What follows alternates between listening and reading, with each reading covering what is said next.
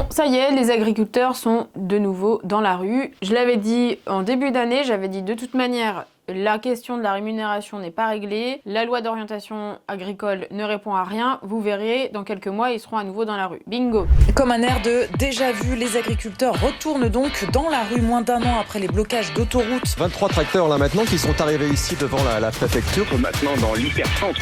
Une cinquantaine de tracteurs du Lot-et-Garonne. Message non au Mercosur. Après la FNSEA et les jeunes agriculteurs, c'est au tour de la coordination rurale de se mobiliser. S'il faut les bloquer le fret en France, on bloquera le fret. S'en prendre au bien, bloquer durablement le pays n'est pas acceptable. L'ordre républicain, il s'applique à tous les Français de manifester dans la tranquillité. Accord de libre-échange, ils vont encore nous pénaliser, baisser nos droits, baisser notre rémunération. C'est absolument pas dedans. Il y a une crise de sens, presque une crise existentielle. Ça suffit vos discours creux et vos reculades. Les paysans veulent vivre de leur travail. De l'accord Mercosur. Il ne faudrait pas le signer. Non, il faut pas le signer. On est capable de faire du beurre en France, mais on le vend 5 000 € à l'étranger, à la tonne, alors que nous, on peut l'importer pour 2 000. Est-ce que vous savez comment les choses sont produites là-bas? Vous faites déjà pas confiance aux agriculteurs d'ici, alors comment vous faire confiance aux agriculteurs de là-bas?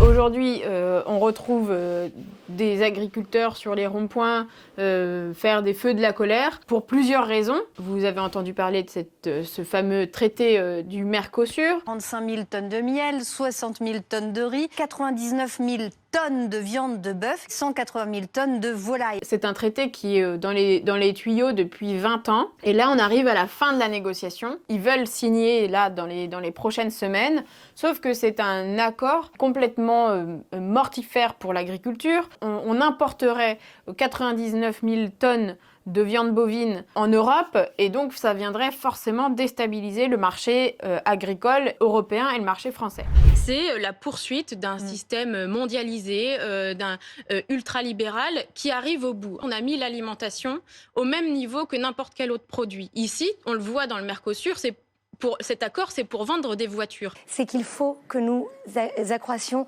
nos échanges avec l'Amérique latine. Dans les conditions actuelles, le Mercosur, c'est non. La France aujourd'hui ne signerait pas en l'état ce traité Mercosur. Qu'on utilise tous les moyens, y compris les moyens institutionnels et de vote au niveau européen. La France dispose d'un droit de veto, elle pourrait très bien toute seule faire tomber cet accord. Tout le monde semble opposé à cet accord du Mercosur, n'empêche que les négociations, elles continuent. Alors que nous, à la France Insoumise, on dit on bloque les négociations, on arrête, on sort des négociations, on dit que ce Mercosur, ce traité, on n'en veut pas, avec ou sans clause miroir. Qu'en 2020, il y a eu un vote au Parlement européen pour rejeter l'accord de libre-échange avec le Mercosur. La gauche a voté pour le rejet. Les macronistes et leurs alliés d'aujourd'hui, des républicains, ont voté contre et que le Rassemblement national s'est abstenu. Quand le président Emmanuel Macron dit qu'il s'oppose à l'accord du Mercosur en l'état, eh bien c'est le en l'état qui pose problème. Ça voudrait dire que cet accord pourrait être amélioré par la mise en place de clauses miroirs, sauf que ces clauses miroirs, ça ne fonctionne pas puisqu'on ne pourrait pas contrôler comme il faut les produits qui arriveraient en Europe. C'est la Direction générale de la santé de la Commission européenne qui le dit sur, par exemple, le bœuf traité aux hormones de croissance, eh bien, on ne peut pas contrôler avec certitude la présence ou l'absence de cette hormone dans la viande. Donc même vous, en tant que consommateur, eh bien, vous ne pourrez pas savoir si oui ou non il y a des hormones de croissance dans la viande de bœuf que vous mangez. On est comme ça là en stéréo, entre les uns qui gueulent parce que ça va pas assez vite, les autres trop vite. Nous, dans notre niche parlementaire avec la France Insoumise, on avait fait une proposition de résolution pour s'opposer à la signature de cet accord UE-Mercosur.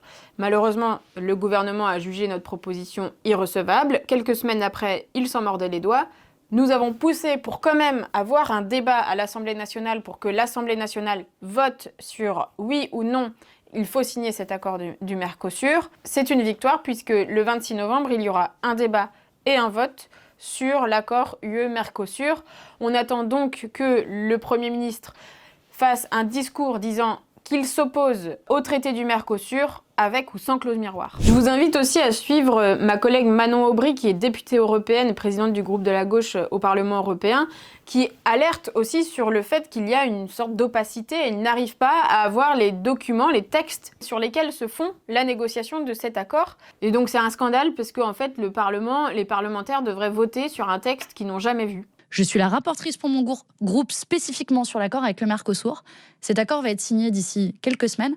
Je n'ai toujours pas accès au texte. Seule chose qu'ils ont bien voulu nous proposer, c'est une réunion à huis clos. Ils sont même allés jusqu'à me menacer de sanctions pour raconter ce qui se passe dans ces réunions à huis clos. Donc ça, c'est une des raisons qui fait que les agriculteurs sont encore en colère sur cette fin d'année. Il y a aussi la question du revenu qui n'est pas réglée. Il y a 16% des agriculteurs qui vivent sous le seuil de pauvreté. Il y aura un prix minimum, un prix plancher. Ça permettrait d'être beaucoup plus sûr de notre revenu et beaucoup moins inquiet. Les écologistes saisissent l'occasion. Malgré l'opposition de la majorité présidentielle, le texte est adopté avant d'être enterré avec la dissolution de l'Assemblée. On essaye aussi de travailler sur la commande publique. Il y a la loi Egalim qui oblige 20% dans la restauration collective. C'est pas respecté non plus. Alors moi, je suis rapporteure sur la mission d'évaluation de la loi Egalim 2, cette loi qui visait à améliorer la rémunération des agriculteurs et des agricultrices.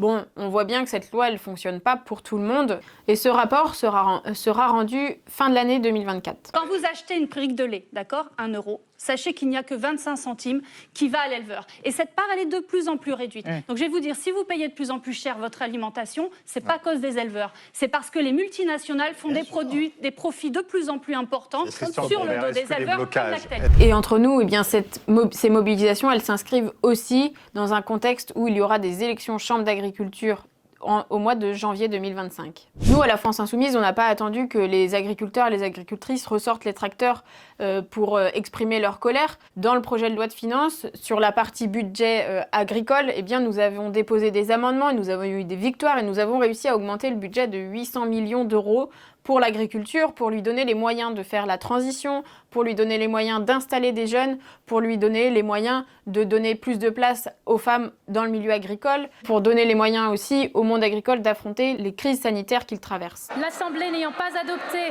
la première partie du projet de loi de finances pour 2025, l'ensemble du projet de loi est considéré comme rejeté. Mais à cause du gouvernement et du Rassemblement national, nous n'avons pas pu débattre du budget agricole en hémicycle, puisque tout a été stoppé après le rejet de la partie recettes du projet de loi de finances, et donc le texte est parti dans sa version initiale au Sénat. Nous, à la France Insoumise, nous restons aux côtés des paysans et des paysannes, sur le terrain et à l'Assemblée, pour qu'ils puissent vivre dignement de leur travail.